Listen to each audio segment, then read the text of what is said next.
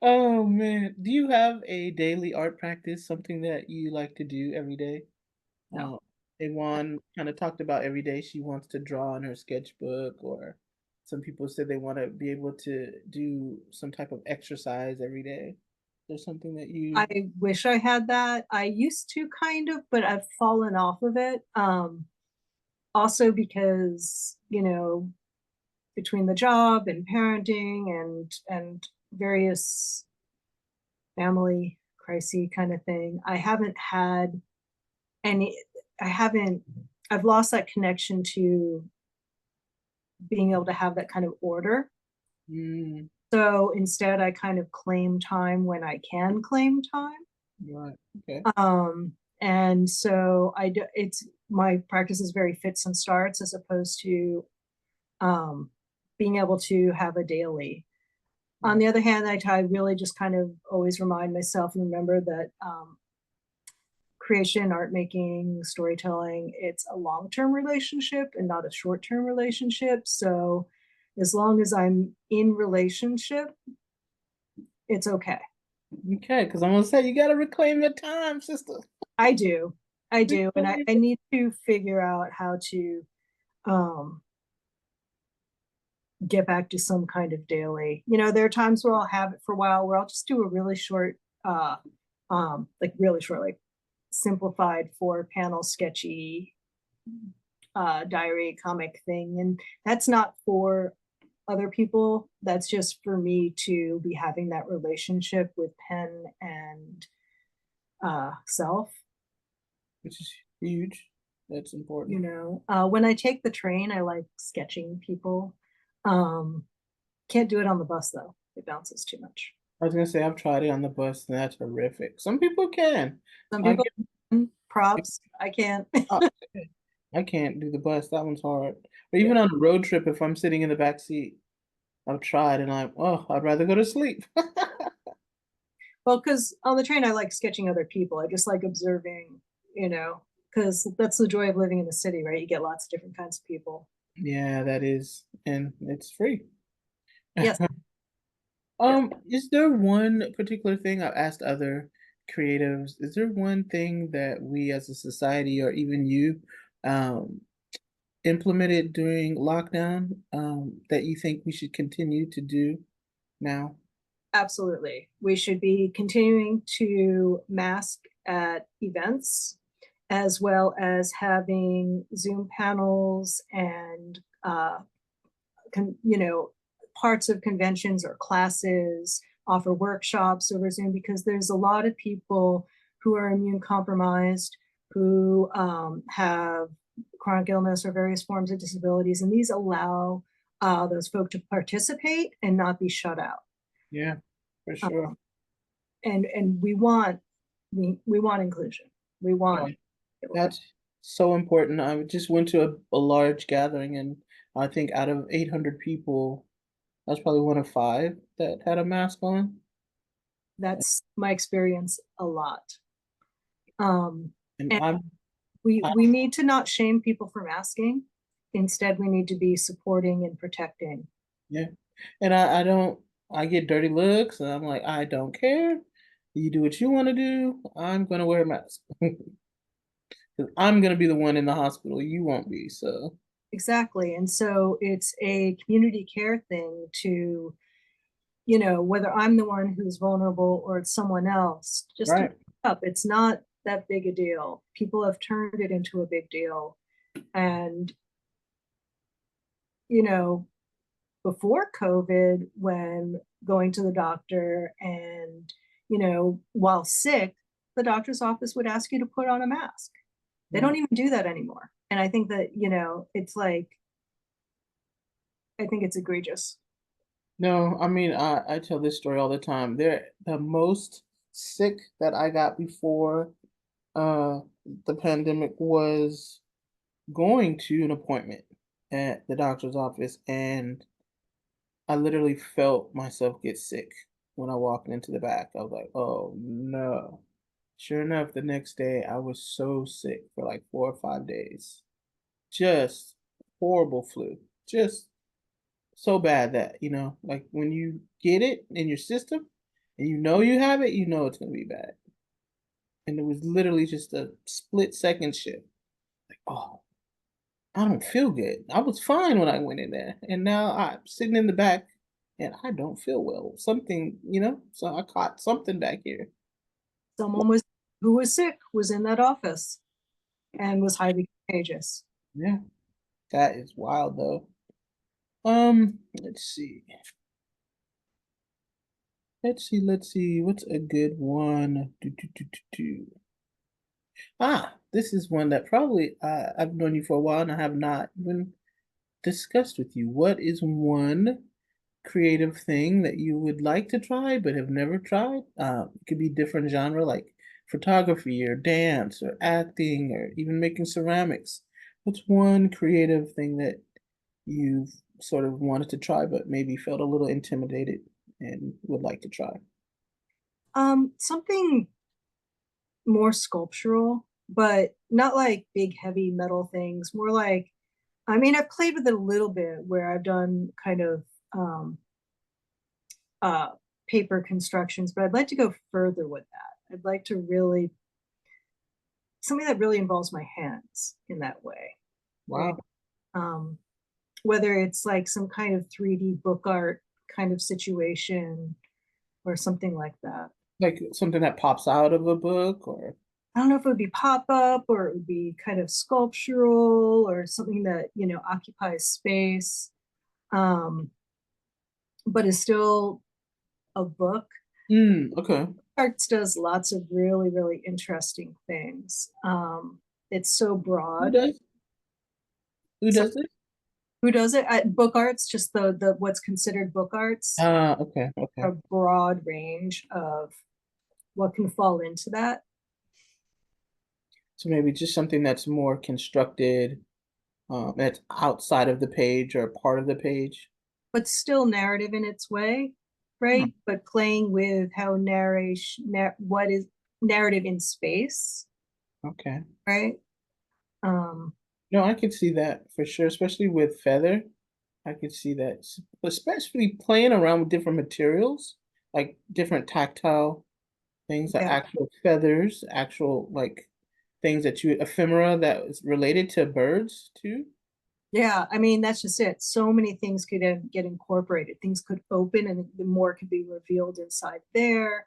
Like you could have a drawer kind of system, or I don't know, but there would be so many ways to play with that. That would be super cool. Yeah, Iwan talked about doing mechanical figures from Ooh, her. Yeah, exactly. cool. From her characters that kind of moved. And I was like, oh, it's Totally see that. you know Joe Sam's work, right? Yeah. And I could see hers painted and moving kind of like Joe Sam's things too. Oh, that would be so cool. Isn't it? Yeah, I'm getting like a cross between like um shadow puppet and Calder kind of things and Yeah. like yeah, and she does such interesting animation, so I could totally see that as a Yeah. dimension Yeah. material. So, so cool. Okay, now she has to have to do it. Exactly. I said, I encourage you to do that 100%. Let's see. What would you say to either a younger artist or yourself as a younger artist as words of encouragement? Just do it. I mean, that's so Nike, but but really your voice matters, even though everyone's telling you it doesn't, Right. or society is telling you that art is has no purpose and you're no one. And also, especially in times when there's huge crises in the world, it's really easy to think that what you do is pointless, Right. right? And I'm saying, and I always have to say this to myself too on the regular, but art especially matters in these times. Yeah. Um, and even though your art may see is not epic or speaking loudly specific to the events happening in the moment, that doesn't mean that small intimacies of art aren't as necessary. because the world needs as lots of different voices in it. It just does. And yours is one of them. Yeah, for sure. I think we need more art, more voices, right? Because we Yes. so often just hear from one specific demographic, and I say this all the time. Oh, people complain about DEI and they complain about diversity, but it's still They just everything, speak back. yeah, or just still is 90% or more of everything is cis het white males. Like they Still, still dominate almost yeah, every field. yeah. So I'm not sure why. What are you talking about? There's no real DEI. It's not affecting your bottom line. No. But And you look around, our world is not made up of 90% white cishet men. yeah, It's not. The world is, that part, like you're overrepresented. yeah, yeah. We need as many different kinds of voices and stories. And stories can be epic, but they can also be small and intimate. And I think Yeah. that those really, really matter because that's that has a presence. And they can be just like some of the more popular things we see, like Friends and Seinfeld, but with people who we normally don't hear from. Like you don't have to be doing anything. Let's just explore something different, right? Right. But so much can be said in you're saying Friends or I never like Friends, but Me uh, either. I'm just saying, like, just watching or seeing art made from someone's day-to-day life, just slice of life. And they don't look like you, they don't move like you, they don't live like you, is so important, you know? and little things are political. Yeah. Personal is political, right? I mean, it just living, just existing, apparently, for some people, is political. For sure. Um, and so just being existing in the world, allowing that presence. Yeah. And by just telling a little story of, what you what you observed while sitting and having a cup of tea, that a little zine about that, you just created you just opened up space for someone for you Yeah. existing in the world. Yeah, exactly. Oh gosh, I can't tell you how important that is for some random kid to see themselves in whatever art you make, you know? Mm-hmm. Um, let's see. What was it? Oh, this is a good one that I asked. I really love the answers that I've gotten so far. So, what would a dream studio look like? Like dream location, your ideal setup. What would that look like for Um, a studio? I mean, I have a pretty good setup, but I would love to be able to be amongst the trees. Um, I just like to go and breathe amongst the trees, but also not so far away that I can't like get a cup of tea with someone if I just need to get out and just have, some conversation or just observe people. I like watching people. Nice. Um, but somehow still having the space be, so I work in paper, right? So not having damp be a concern. Right. Uh, Nice. I think everyone has said they want to be in nature, so that's really cool. yeah, yeah. I want to be in nature, but I also want to be able to uh but I also want the option to be able to be among people in a chill way. Yeah. Not when I'm working, but when I'm taking breaks, right? Like I said, I like observing people. I like meeting up with friends and talking about ideas and art but not talking about art per se in this, but just kind of we were talking earlier about how uh, anything can be an inspiration, and conversations to me are really valuable. Yeah. Uh, like it's one of my favorite things is being in conversation, having good conversations in life. That's a win in my life. Like, okay, I've had a good life because I've had a lot of really good conversations in my life. For sure. For sure. And is there any art supplies, a latest new art supply or something that you use on a regular basis that you think people should know about? It could be anything. It could Well, be a book, a tool, or the ink pencils that I use, most people haven't heard of them. Uh, and so I'm like, there's only one brand. Like, I feel like they should sponsor me because I'm top them up so much. What's the name of them? Or It's Derwent Ink Tense. okay, I'll put that in the description box so folks can go grab them or check I them out. mean, they're expensive and they're not for everybody, but I fell in love with them. I, So what can I say? I think I've used them once before. Almost positive I've used them. And like you said, yeah, they're not cheap. And they're really, I don't want to discourage people, but you have to learn. There's little bit of a learning curve. Staying with them for, I feel like, a year before I actually started applying them to work, right? I was just seeing what they could do. Then I started doing like a series of simple drawings with them just to kind of feel out what, not just how they work, but how they work for me. Hmm. I want to do with them. Um, You tried the other brand, their colored pencils that you can use water.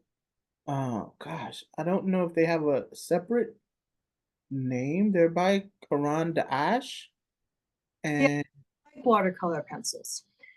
The reason why I like the ink ones is because their pigment is so much denser. right, I was gonna say these are really light, but I like them as an under Mhm. painting, and then I've gone back and used watercolor and ink on top of them. But there's something really like rich about the pencil as I'm using them. So I don't know if never want to get into watercolor, but those are really, really cool. I mean, in theory, I should learn to use it at some point just because, but I'd be a total beginner, right? Like, other than, knowing how to make a drawing or whatever, I would be a beginner with the media. Um, I do like the way that the ink pencils, they allow you, because once they're worked with, first of all, the pigment, yeah, is very dense. And once they're worked with liquid, they're mostly set. I mean, there might be some scattered bits you didn't get with the liquid so I work with in layers then, almost like painting. Nice. And I like the capacity to do that. That's Whereas there's watercolor, you're not really working in layers in that way. right. I was gonna say they're different. Um, because are they water soluble after? I think they also set, but it's in a different, very much a different format, different way. I'm not But saying that it's a never in my life. I have so I there's some gorgeous work done by with watercolor. I mean, there's so much gorgeous work done by watercolor, and I'm always astounded by it and inspired by it. I don't know how to do it. yeah, no, it is tough. I love, as you know, I'd work in watercolor, and there's some stuff that's just never gonna see the light of day. You can overwork stuff that you thought, oh, I'll just add another layer. No, you just killed the light in that painting. But that's the process of learning media, right? I mean, that doesn't matter what the media is. You're going to have some that you toss away because, and those were ones you learned something from. Yeah, for sure. No, even doing the Black History Month ink drawings this year. Oh my goodness. Some days you feel heavy in your body and you just feel kind of whatever emotion is coming out in your work. And I drew this portrait of Tyler that was so bad because you get into it, you get intense and focused, and I made this lady look like she had a 5 o'clock shadow and made her look like she was 85. I was like, oh my gosh, what am I doing? Uh, and that, right. So, to all the artists out there, all the young artists who think at some point you're just going to hit that point where everything you make is awesome. Avi is an incredible artist who's been working for decades. This still happens. This is It just, happened. there's up days and down days, and they're all part of the learning. And, Yeah. you No, know, I actually I said, you know what, I'll keep it as a reminder, but I'm gonna start from scratch. And I included that in my my video that I made for YouTube. I said, hey, I started this one this day. It was like maybe had to be like 10:30 at night, 11, but I'm gonna start from scratch because there's no way in the world I'm gonna let this lady me this portrait of In the herself. light day. This is I a am not back to going the out like person. I immediately thought of Napoleon Dynamite where he drew that sketch of the girl he had a crush on. And it was just like, Oh no. like, yeah, exactly. That's what I said. Oh no, I cannot post this because I tried to post them every single day, right? I said, I cannot let this woman see this. Because sometimes I would at them on Instagram, but oh, that was so bad. So bad. All right, so I'm gonna wrap it up with one other question. Just what's coming up for you? Do you have an exhibit, a show, or you plan on making a new body of work? What's coming up next, Tyler? Have a long-term project that I'm working on. It's book, Yeah. and I'm kind of it's so I have no idea when that'll be done or when it'll come out. Are you Because going to San Francisco Zine Fest? That's I have applied to SF Zine Fest. Hopefully I get in, but if not, I will attend in any case because, or I will go to my publisher's table for Feather, which is Field Mouse Press, because it's my favorite event ever. It it really is. You know, I mean, short run's great, SBX is great, but first of all, hometown. yeah. You know, but SF Zine Fest, y'all put on such an amazing show. It's always such a fantastic, you know, we were talking about diverse voices. It, you know, whatever however you want to apply the word diverse, that presence is there at SF Zine Fest. But thank you so much for this interview. It's been a joy. It's been a pleasure, as always, talking to As you. always, love talking with you, Ivy. And I'll put your website in the description box so folks can catch up with you. Again, thank you so much. Uh, Thank you.